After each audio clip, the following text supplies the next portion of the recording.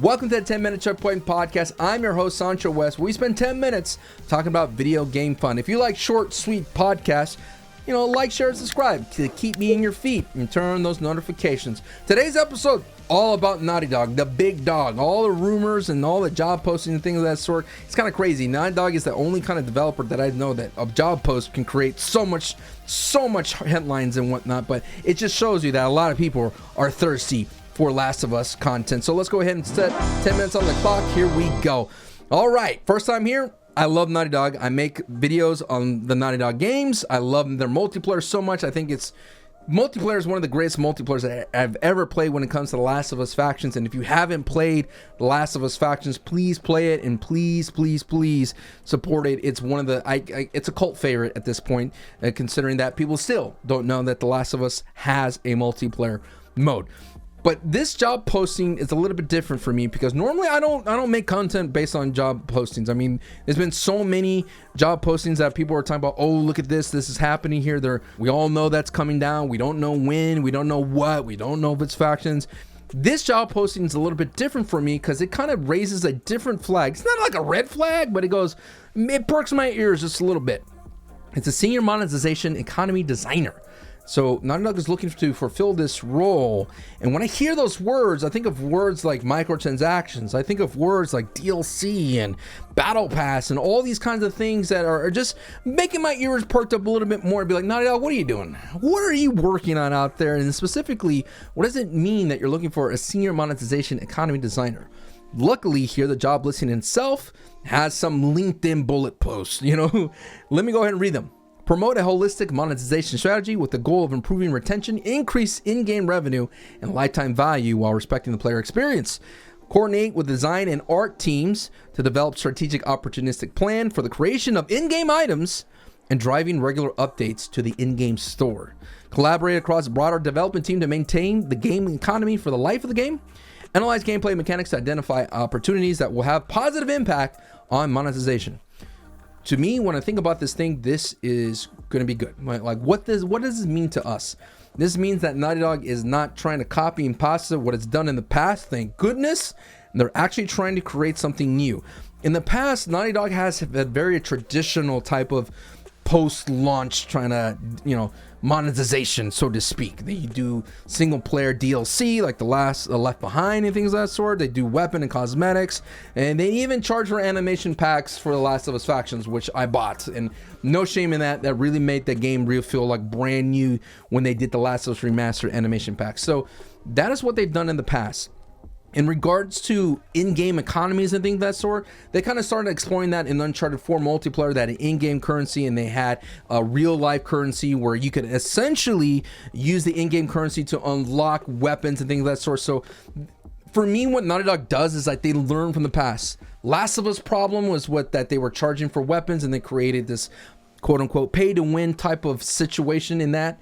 They did give away free maps, which is good, but they did charge a lot of money for cosmetics. There's one of them was a samurai helmet that is literally only available in a $30 pack, which unlocks all the other cosmetics as well. So they did a lot of things you just scratch your head about, like, okay, so they learned their lesson in Uncharted 4. They created the in-game currency, but at the same time, the in-game currency and real game currency, it took forever to unlock everything, which I guess is good. I mean, because technically, if you're playing that game since launch, you still be kind of unlocking things in terms of shaders and things of that sort. But they did, I think, a great job in Uncharted 4 multiplayer with its cosmetics, with its maps. They kind of kept everybody together.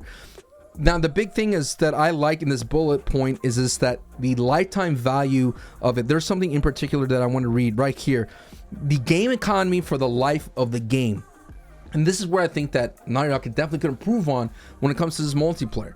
This is why I said that it's good that they're looking for this and they're trying to design it. Currently, right now, in Last of Us 2022, the Last of Us factions, you can find games, which is great. However, at this moment in time, it's like there's not enough resources for Naughty Dog to kind of take care of some of the exploits that are happening currently right now. Considering this game's like about 8 years old, and especially it's a factions mode that, like I mentioned, is a cult classic, it's really hard for them to kind of do some TLC for it. Uncharted 4 multiplayer as well, one really very vibrant, fun game. I loved it. right now there's a lot of unpopulated playlists that they could certainly do some TLC and kind of prune and things of that sort. So you're telling me that this economy that this designer can kind of create could essentially have a maintain the life of the game?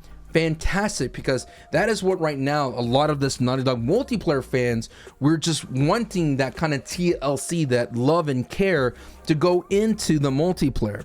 And if that will help them, that's good for me. If you're looking at the rest of the bullet posting, essentially I think the main goal for Naughty Dog is to create the Golden Goose, as I like to call it. The Golden Goose in free to play when it comes to console and PC is Fortnite. Now, before you click away when I mention Fortnite, we cannot argue that Fortnite is a powerhouse, and the Battle Pass kind of ecosystem that's created is working really well.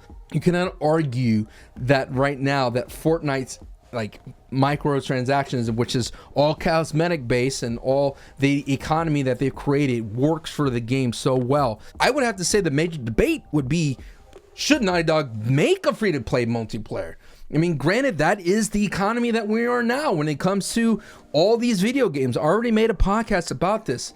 Everything being free to play for multiplayers, and how at the same time it's great for the consumer, but this relationship between free to play developers and us, this kind of ecosystem, at the same time, in the long run, is it great overall? I just wanted to point out the bad side about this whole free to play thing if it's going that way.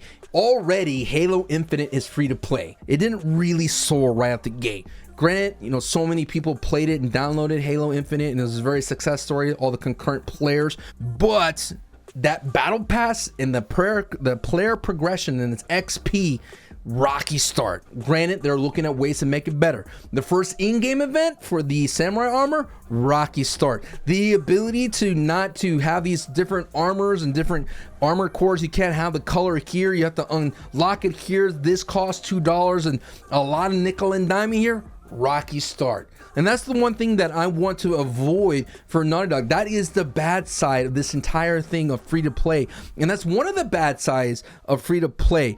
Even at the end of the day, you get this lifetime of kind of maintaining, you get this kind of support from the developers.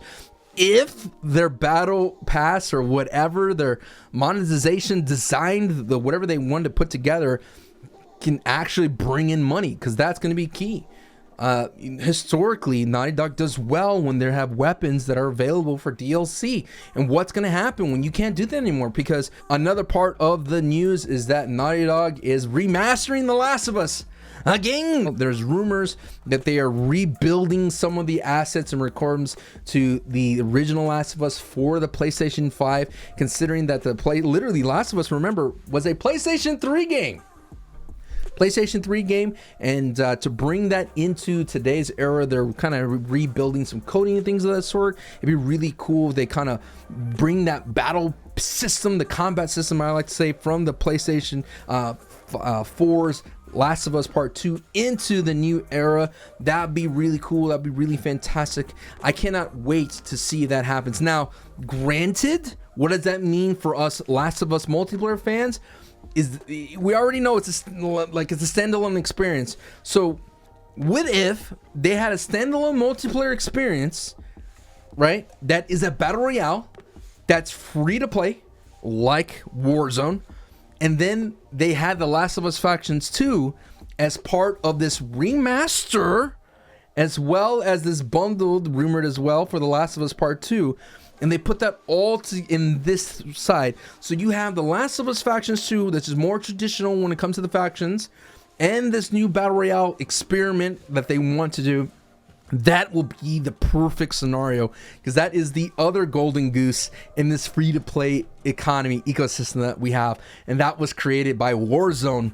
What they created, this big conglomerate with the multiplayer feeding into the Warzone being this big money machine. I could go all day about that, but to me, that gets me excited, because that is the biggest debate right now for us Last of Us multiplayer fans. If you're out there, is that you're worried that you're gonna miss out on the factions traditional play for a Battle Royale. I understand Battle Royale is a red flag for a lot of you. I understand free to play is a red flag for a lot of you as well. But this is the most interesting thing to me, is that there's another red flag that's coming down that people might be concerned about, and a lot of you PlayStation fans will be all up in arms about, is that they're making a possible PC version of The Last of Us and The Last of Us Part 2. We already seen that Uncharted, the Legacy of Thieves, which is going to be out for the PlayStation 5 at the end of the month, and then later in February or so is going to be released on PC. It makes sense to release The Last of Us remastered for the PlayStation 5 and the Last of Us Part 2.